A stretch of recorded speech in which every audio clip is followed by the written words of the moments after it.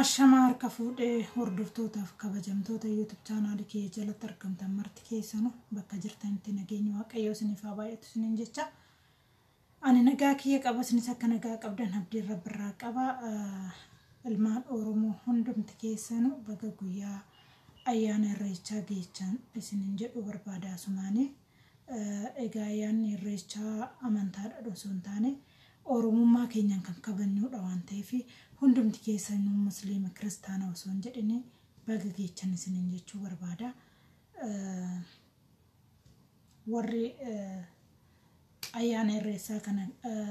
kabajuuf bahan illee rabbiin nagaa manatti isaan haa deebisu, maatii isaaniitti isaan haa deebisu, mana isaaniitti nagaan akka isaan deebisu asuma waaqa kadhadhaafiin isiniin jedha. Nus immoo boruuf iftaanitti nutti tolee kan ummata keenya wal agarree iddoo tokkotti kabajnu rabbiin nuuf haa godhu. Biyya namaa kan jirrus rabbiin nagaan biyya keenyatti nu haa galchu. Kanatti aansee obboleettii teenya kan dhukkubsattee inkulaalitii dhukkubsattee jirtu sani ijoolleen Oromoo warri dandeechanii warri sagalee kiyya kana dhageechanii namni rabbii isinii laaffise hundumti keessanu gargaara. Nama gargaaruun amantaa yookaan gandummaa yookaan kutaa osoo hin ta'in Oromummaa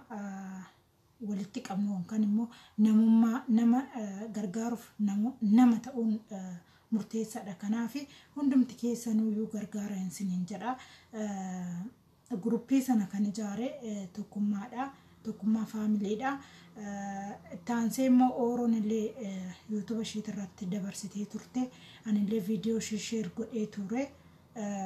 Anis hamma dandeetti kooti gargaaree jira. Isinis immoo haga dandeechanii birrii takka birrii laman jedhinaatu nama rakkateetti birriin tokkichuu guddaadha waan ta'eef namni yoo rakkateedha nama fuuldura dhaabbatee nama kadhatu hundumti keessanuu haga dandeetti keessanii gargaaraa isiniin jechuu barbaada. Namni gazabni namarraa hafu hin jiru yookaan immoo namni namatti toleeti miti. Gazabni nama mararuu dhiiseeti miti. Garuutu immoo hagani hojjennee sumnii jabaa argannu kana namni dhibamee yookaan rakkate kun immoo haga teenya sana kan hojjechuu dadhabee carraaqachuu dadhabee yoomin du'e namni isaa ofirra eegudha waan ta'eef maddii dhaabbachuun aamilee ta'uuniif akkaawuntingiin illee ni jira, lakkoofsi bilbilaa illee ni jira, lakkoofsa saniin illee dawwaluuf ni dandeecha waan ta'eef hundumti keessanuu karaa tokkummaa faamilii guruppii saniin osoo seentanii warri tokkummaa faamilii wallaaltanii jirtanii warri YouTube chaanaalii kiyya jalatti argamtanii kanatti aansee immoo yoo guruppii sana keessa seenuu barbaadani lakkoofsa tokkummaa siniifan kennaa koomentii jalatti naa barreessa. Gargaara bira dhaabbadhaan siniin jedha. Nama gargaaru boruuf iftaan gaafa ani maaliin qaba har'a maalan qabaanarraa fi nama gargaara miti. Waanuma qabnurraa jabaa xinnaa waanuma baaziliilii bitattanirraa hirtanii waanuma qibaatii bitattanirraa hirtanii maddii odoo dhaabbattanii hedduutu akkanatti tola. Maaliif jennaan yoo har'a nama gargaaruu bartan boruuf iftaan illee barumsa sinitti ta'a sinitti bara jechuudha. Sinii galee nama kana gargaartanii jabaaf xiqqaa yoo sin keessa buustanii boruuf iftaan namni suni fayyee itti gammaddanii maaliif jennaan annis gargaaree jira annis akkana godheef jira kanaaf fayyite boruuf iftaanis immoo namaan biraa fayyisuu dandeenya waan ta'eef rabbiin keenyas sababa keenya godhee ishii fayyisuu danda'a. Kanaaf hundumti keessanuu maddii dhaabbadhaa. Dhageechanii akka hin dhageenye hin jedhinaayi. Sinin jedha dhugaan sinin jedha gazamni iyyummaan lafa finnee durummaan uumi jedhee akaakileen kiyya tokko haguma barbaadde osoo qabaatte haguma barbaadde osoo waan feete goote gazamni nama hin gahu. Garuutu iyyummoo